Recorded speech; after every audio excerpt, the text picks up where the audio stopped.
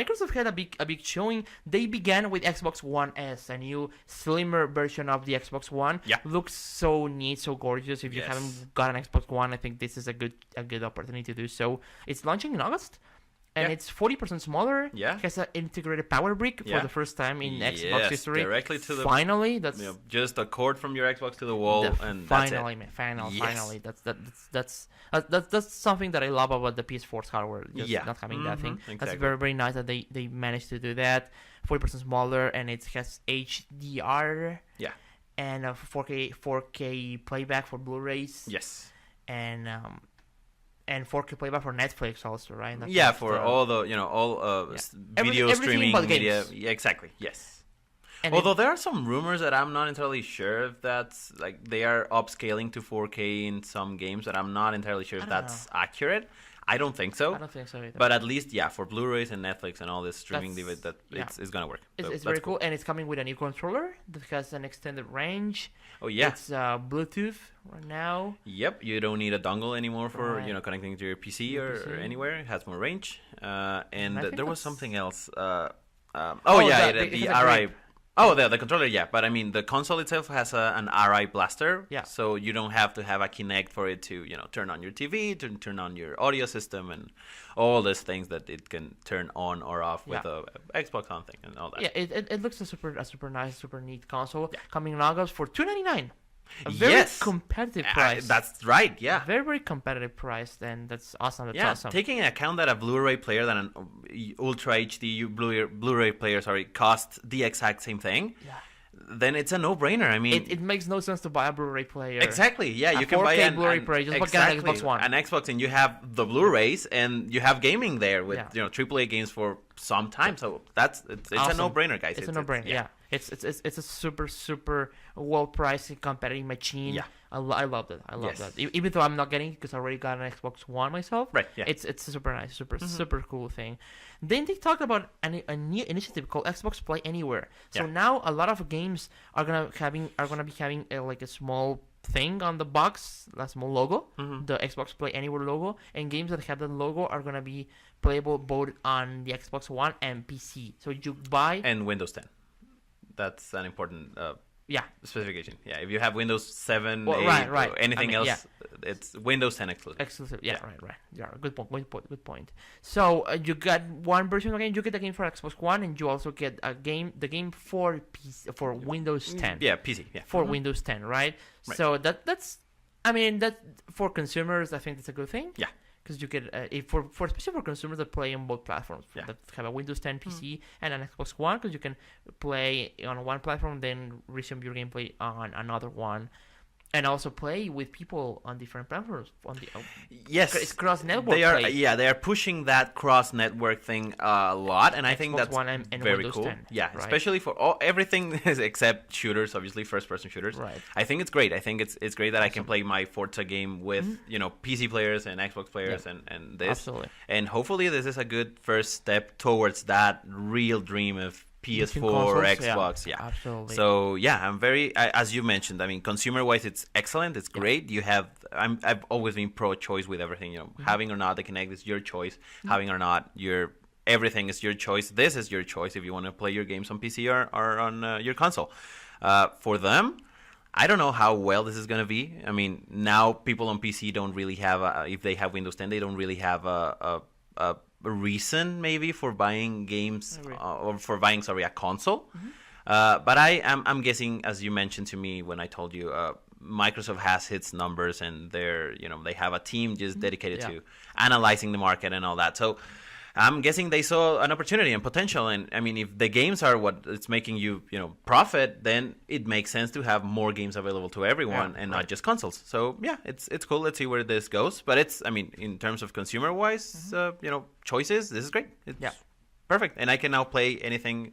If I go on a vacation, I can play it on my PC too, which is absolutely a nice option. It's cool. Yeah, it's a good option. In the airport you can or somewhere. Have enough of your Halo. Yeah. Or your Gears. Right. Yeah, exactly. And speaking of Gears of War 4 looks a graphical powerhouse, as they said, for the Xbox One.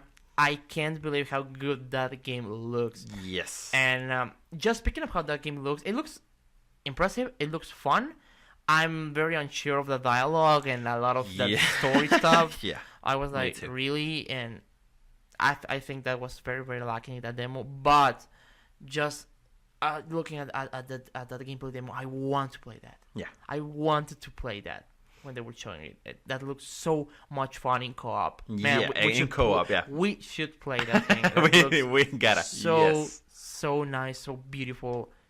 It was probably that and another game that we'll be talking about later. Yeah. My highlight of the Of the Microsoft Microsoft conference. conference. Absolutely, Looks yeah. so nice. Let's just hope the character development is there and that they, Yeah. it's not all the game that type of dialogue and corny and cheesy things. Hopefully, it's just a glimpse, right? It can get better, and it hopefully will get better. And even if it's cheesy and bad in that sense, It's gonna be fun to play. gameplay wise, it looks really fun. So Agreed. looking forward to that. Also, from Gears of War, General Ram is joining Killer Instinct. General Ram from the Gears of for War. the original, right? Right, and the final boss. So Yeah, we we spoilers recently, if you haven't played a yeah, we 10-year-old game. recently beat the guy, right? Yeah. A couple months back. So joining Killer Instinct, okay, that's cool. Yeah, Then nice. Forza Horizon 3. Yeah, I man. haven't played a single Forza game. I've been kind of wanting to play a Forza Horizon. A Horizon one, A Horizon game recently. Man, this one looked... Man, that's so cool. And I'm not a racing games fan, but this one, oh shit. Yeah, I'm right there with you. It I've looks never played fun. other than Gran Turismo 2 or 3. I haven't played a racing game in the rest of my life. But this trailer, check that trailer out. With the wicked game cover, very this in-game cars going around there, then jumping on the dunes and going on the beach and drifting. And it's very, very cool looking and very, very fun too. And it to be graphically part looks of. impressive. Yes, it looks does. impressive. And they had a live gameplay demo with Yeah. a guy playing on the Xbox One and 2 people playing on PCs. Yeah, and one girl playing on an Xbox One S too. Oh, right. So they had 3 people, right? Or 4? Four people. Was 4? Yeah. Oh, that was 3 only. Yeah. Well, they had cross network play. Yes. So they had all these people, Xbox One and PCs, playing on the same match Yeah. and on the same world and just having fun. Yeah. That was so cool. I like that. And I'm looking forward to that. And I'm very excited for Forza Horizon 3. I think Agreed. I may even pick it up. So this looks cool. Next, a game that both of us we are very, very much looking forward to. Yeah. It's Record. We're looking forward to that because of the team that is behind this. It's Keiji Inafune from Mega Man. Yeah. And the team behind Metroid Prime. A lot of the Yes. guys behind Metroid Prime, which is one of our favorite games of all time. Yeah. And funny thing, I was expecting more showcase Yeah, for me this for this game. They just show a small trailer with some glimpses of gameplay here and there. Nothing too special. Nothing that really caught our eyes. Yeah. I'm still excited for the game. I still want to see more of the game, but I was disappointed today that we didn't see Any more yeah, of that. Exactly. But it doesn't look bad at all. It Right. looks nice. But you told me that it doesn't look like something that you were expecting. Yeah, I really. was expecting a little bit more of the Exploration. influences of the Metroid team there. More exploration heavy, more puzzle solving, and it was just a trailer, right? And it showcased combat, and I'm sure combat is part of every game, including Metroid Prime. Yeah. But I wanted to see a little more of that, dark, deep exploration and going deeper and deeper into somewhere and having to solve these puzzles with it. The closer I got to see Metroid in there was the spider core thingy that, grabs and clamps into a rail-like structure, and that's very much reminiscent of the Morph Ball, railing that you could hook up to in the Prime series. And that's the closest I've gotten. I really hope that the game has a little bit more exploration that they showed, and that there's a lot of puzzle solving there, and that the girl, she had a name, I forgot it. It's a deep character, not just a regular nobody, Jane Doe. I want her to be a good character, like someone to remember. But other than that, I think the game's looking good. And for the price tag, it's $40. It's $40. Yeah, it seems like a very, very good game. Yeah, I'm still looking forward to that. I'm a bit worried because of the fact that they didn't show much of the game. Yeah. But I'm still excited about it, and yeah, looking forward to that. Then Final Fantasy 15, they showed a terrible demo of the game. Agreed. Yeah. Just a god awful demo of the game. And Final Fantasy 15 has looked like a very impressive game. It looks nice. It looks huge. It does look like the biggest Final Fantasy ever. Yeah. But the demo they showed looks so unpolished. Yeah, very so clunky. So bad. Because this dude was trying to, I don't know, roll into an arm of a boss, and it wasn't working out. It looked bad, man. It looked awful. Oh, that looked, wow. Yes. Terrible. I don't know what to think about it. I'm not a Final Fantasy follower, but I just hope the game it's better than what they showed. Isn't like that. Yeah. Absolutely. Yeah, I agree. Then on more positive things, Xbox One is getting some updates this summer. That's right. Some new features, including background music, which I didn't know was absent. Yeah, me either. I gotta to be completely honest, I didn't know that either. was on the Xbox 360. Yeah. That is on the PS4. I didn't know it was out of the Xbox One. Yeah, I hadn't noticed. Wow. Yeah, very weird. Wow. I've tried the music player, and all it works, but I never try to use it whilst playing. Because I like to do that during some online multiplayer games. Yeah. Because for instance, I like to listen to some music while playing Overwatch. Yeah, you told me that. Yeah. Mm-hmm. And I used to do that on the 360 with Call of Duty and even Battlefield. Just listen to some music. Right. And it baffles me that it was absent, but good thing it's coming back. Also, something that we've been asking for many times: language region independence. Yes. You guys in the States, I know you don't care about it. It's not a big deal for you, but for us, this is a big deal because we live in Mexico. Our main language is Spanish, right? But we play games in English because we like to play games in English. We don't like games translated into Spanish. We do speak English, we understand English, and we've been playing games in English during our whole lives. We're used to it. We're used to that, and we like games in English. So we like our consoles in English because that's how we like gaming. But we can't put our consoles in English if we select our country as Mexico. Yeah. If we put if on our Xbox One, if we just select Mexico as our region, we only have the option of Spanish. Yeah. So both of us, we had our Xbox Ones set to United States with English as the language. Yeah. Mm-hmm. But that in turn, I know that at least for you, that caused that the TV commands didn't work as well because you couldn't. I think it was the case because you couldn't set up properly your cable TV with your Xbox One because it wasn't recognized. Yeah, because my provider it's not on the United States. Yeah, exactly. That's right. Now, and I do know that this is an issue for many people, especially in Europe.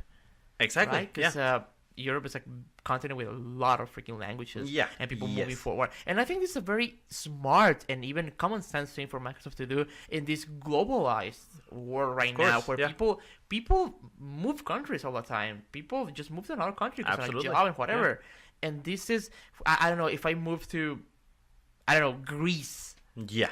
For a job and I just moved in a month to Greece, I'm not putting my console in Greek. Right. I don't know a single word of Greek. Exactly. Right? I want to put my console in English. Yeah. And I wouldn't have the option to do that. Exactly. Because I'm in Greece. So I think this is a common sense thing to do. Yeah. Mm-hmm. I like that they did this, and this major props to Microsoft for this, finally. Yeah. Cortana is coming to the Xbox One. Yeah, very interesting. Super cool. Super cool.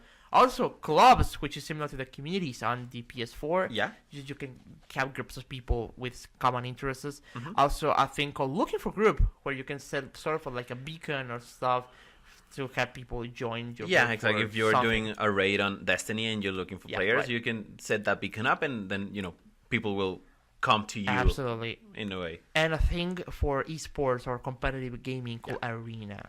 Yeah. A lot of cool stuff. A lot of nice things. Just to add up to that Cortana thing that you mentioned, another big addition that they made or change that they made is that, previously prior to this announcement, you could only use voice commands and Cortana, of course, with Kinect. Mm-hmm. Now you can use your Kinect or a headset. If you have a headset, even the one that comes with the console, or your own if you had one lying there.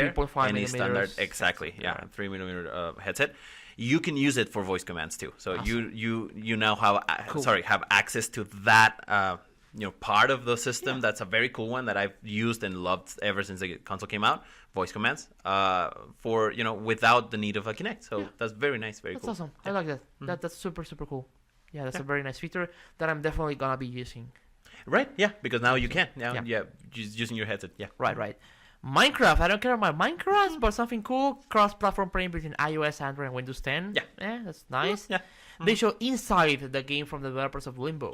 Yeah. It looks nice. And are giving Limbo for free? Exactly. Limbo is coming it's free now for all players on Xbox Yeah, One. I like that. That was nice. Absolutely. And Very, inside's very nice. looking interesting too. Looking nice. Looking Yeah. cool. I trust the team. That team definitely. Yeah. Definitely looking forward to that. Something very very cool that I'm still hype about. Xbox Design Live. Right. Yeah. So you know me and you know that I'm a sucker for special editions and special controllers and that kind of stuff. Yeah. I like collecting that kind of stuff. I'm not a collector because I don't have the resources for that. But I like this. I like to have a different controller than anyone else, a different console. I like this kind of stuff and this new special edition controller that it looks nice. I'm getting it. I like that kind of stuff. And now they have now a thing called Xbox Design Lab. Yeah. You can go online Xbox Design Lab and you can design your controller. You can choose the color from the top, the back, the sticks, the bumpers, the triggers, the D-pad, the buttons, the face buttons. That's so cool. Yes. I like that. And I played with that tool for a bit last week. And wow, it's simple. Very, very simple. But you can come up with cool looking controllers very, very quickly. Very unique and very individual, right? Yeah. You can even have your name. You can put a word name on the controller. Which is cool. That's awesome. Yes. That's super, super, super nice. And it's $80. Yeah, which is not much different from $10 more than a standard controller. That's nice. Yes. $80 plus shipping, I think. I would assume. So that's nice. That's nice. So if I ever, when the time comes for me to buy a new controller, I think I'm gonna do this. Yeah, and you mentioned that it was the new one, right? The gripped one with the Bluetooth thing. Perfect. It's a new one. That's amazing. Yeah, my only gripe with that is it still doesn't have a rechargeable battery. It still uses AA. But it's a small thing, and it looks nice, and I can't wait to take some time and design a super nice controller and just have it shipped to me. That looks so nice. Nice. ID at Xbox, which is the indies program for Xbox. Yeah. Which, by the way, they're super awesome. They have some great attention for indie developers, and they showed. We've used it. yeah, because we've been talking with those guys and for our projects and stuff. Very nice. They're very very very nice people, and they had a reel of games, including Cuphead, Outlast 2, and among others. I saw ukulele in that reel. Yeah, I was very excited. very excited. It's a lot of games. But my highlight out of all of that, and they did focus on that title after the reel. We Happy Few. Oh my god, that game looks so nice. So BioShock in the good sense of exactly being like BioShock. Yeah. So creepy in a sense. So mind thrilling. It's a dystopic, almost steampunky alternative reality, and it's very thrilling, very psychological. If you haven't watched that, go online. Yes. We Happy Few gameplay. Absolutely. At Microsoft conference E3 2016. Just watch that. It's so nice, so cool, so sick in a way. Yeah. So disturbing. It disturbed me. I felt uneasy while watching that, and that's awesome. That's an awesome for feeling. what I've gathered, it's one of the highlights of the entire E3. Like, absolutely, there's a lot of people talking about it, and that's nice to see. It's an indie. And it's an indie, exactly. Cool. Yeah. Awesome. Agreed.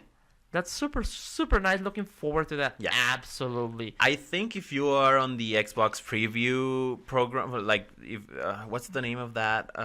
Like they had with Daisy on PC. That you can try a game that's still in development. Early access? Early access, that's it. You can do that for this game. You can go and buy the early access version, and you can play a certain amount of the game and try out the different things while it's in development. Okay. So if you can't wait, you can go and try it out. I mean, the game's obviously not complete, and if you want to experience the wholeness of the game, then you better wait. But if you can, leave with the work in progress, then you can go and try it out, and that's very nice. Absolutely. Yeah. Then our predictions came Yeah. true. Gwent Yes. is indeed happening. Yeah, just as you a said. standalone Gwent game. So Yeah. if you don't know what Gwent is a card game inside The Witcher 3. It's a game that you play with NPCs in the world of The Witcher 3 Wild Hunt. Yeah. Mhm. And now that card game is coming as a standalone title. And I thought it was gonna be for mobiles, but no, it's gonna be for consoles. Yeah, as and well. PC, I think. And PC, yeah. Awesome. Yeah. Yeah. Yeah, just as you predicted, a Yeah. Went game, which is great. I mean, it lends itself to be a unique and game that's on its own, a standalone. They're expanding upon that. They're Yeah. expanding upon that. They won for me. I'm sold on this. I'm just a big Gwent fan. I'm looking forward to this. Yeah, go a CD lot. Projekt Red. Absolutely. Nice. Guys, you're awesome. Yeah. And speaking of not so awesome for me, at least Tekken 7. I don't really care Right. about that at all. Tekken 7 is coming. That's cool. Yeah. That's nice. Dead Rising 4 also coming. Not a big fan of that. I was a fan of the presentation, not a much a fan of, Yeah. of the game. I think the snowy, falling Yeah. thing, that was cool. But yeah, It's a nice thing to know that's coming. Then Scalebound, a game that we're looking forward to, had, Yes. in my opinion, a terrible demo on stage. yeah, Very we bad. are in disagreement, right? In that one, Yeah. I thought that the what they showed was cool. I think it showed a nice glimpse of the multiplayer aspect of the game. You thought it was a little more. I thought it looked unfinished, Unpolished, yeah. unpolished, and very, very clunky. It looked like it tried to be Dark Souls, but it didn't manage at all to be that. It tried to be like a fast-paced Dark Souls, but it looks so. In my opinion, it looks so bad. Okay. I'm still looking forward for the game. I just think that they picked the wrong thing to show. Okay. But I still think the game has potential in that. Right. So yeah, I'm still looking forward to that. And Sea of Thieves from Rare. Yeah, that's my second highlight of the conference. It looked nice, definitely. Yes. I'm still unsure of many aspects of it, but it has a potential on Yeah. that. I want to see more of it. Yeah. I don't see the Rare thing in Sea of Thieves. I don't Okay. see anything that makes it a Rare Yeah. game Mhm. at all. I agree. But the potential for that game is there. Let's just wait and see more of that. Yeah. Soon. State of Decay 2. Interesting. Yeah, I mean, I know the first one was a very big game on the live arcade thing back in the day. It was one of those big zombie games. It was an MMO. It had some very interesting features and things to the game that made it special.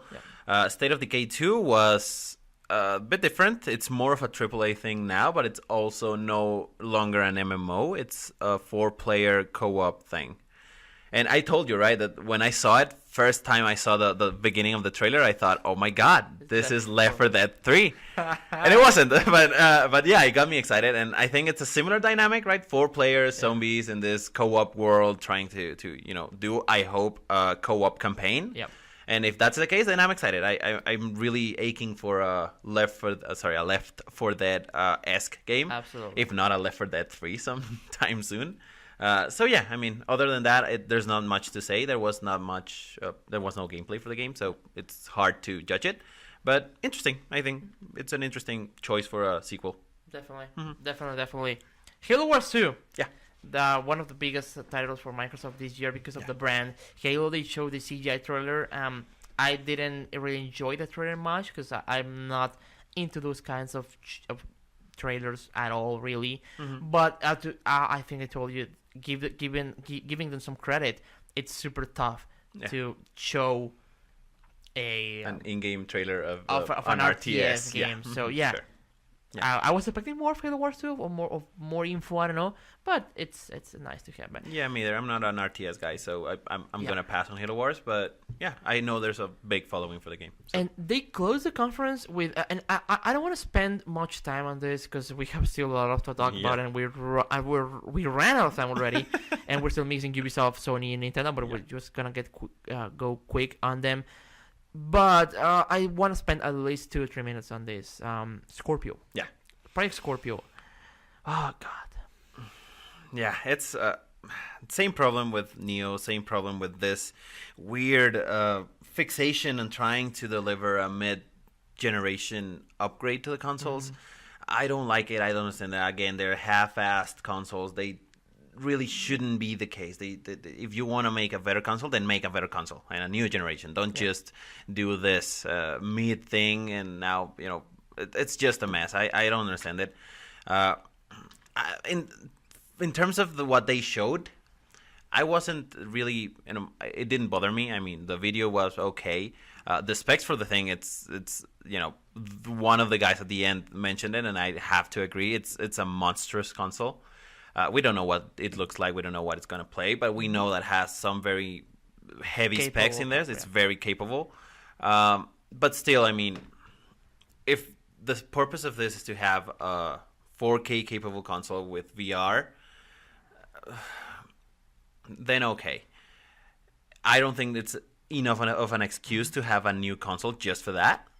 And I still believe that it's going to divide some of your user base, because you're giving them now several consoles and besides, it's stupid to announce a slimmer version of your console and then a new entire version of the same console at the end of the show. But I do understand that, in a way, Sony forced their hand and they had to come out with something to seem competitive. The only thing that I don't dislike, I mean, I don't like Scorpio and the idea and the concept, but the only thing that I don't dislike about it, it's that it's coming 4 years after the original Xbox One came out. So it's not that much of a, if you're saying that the life cycle ends with this coming out, then it was a good enough life cycle, right? 4 years is the same amount of time that the original Xbox had. I know it's not the end of the generation, and I know this is just like the high-end version of the Xbox, but okay, it was 4 years after the console came out, so if someone wants to upgrade, it's not that hard on the pocket. Only granted that there has to be enough time between this and the next Xbox for it to be not a stab in the back for the consumers. That's about it. I don't know really what else to say about it. I upgrade to a newer, more powerful console, to a newer generation. Yeah. Not for graphics, but for better games. Yeah. Bigger worlds, better AI, stuff that can be possible on next gen, like more destructible environments, that kind of stuff. Not for more pixels, really. Yeah. Mm-hmm. And just a new console just for more pixels on screen. I don't know. I'm not sure of that. That, and you mentioned, right, and it's Xbox One S and Project Scorpio on the same conference. That's just confusing, and that to me doesn't make sense at all. But I don't know. I'm not an expert on that kind of stuff. And the last thing I wanna talk about is, for me, in my opinion, the way they talked about the Scorpio and the video, to me, it wasn't terrible. That was, for me, that was a sales pitch. Based on performance, and that alone to me is super bad. It's awful, but it was also a super awful sales pitch for me. It was one of the worst pitches I've ever heard, and I just thought it was cringe-worthy. Even that video, I absolutely disliked it. For me, if you're gonna show a powerful console, and if it's indeed a beast of a machine as it seems to be, just show me what it's capable of, right? Don't have these dudes talking about the highest quality pixels. Yeah, that was awful to me, and I didn't like the way they showed. And I just hope that Microsoft gets their messaging together. Yeah, because there's a lot of different messages coming around and absolutely in and back. Absolutely. Yeah.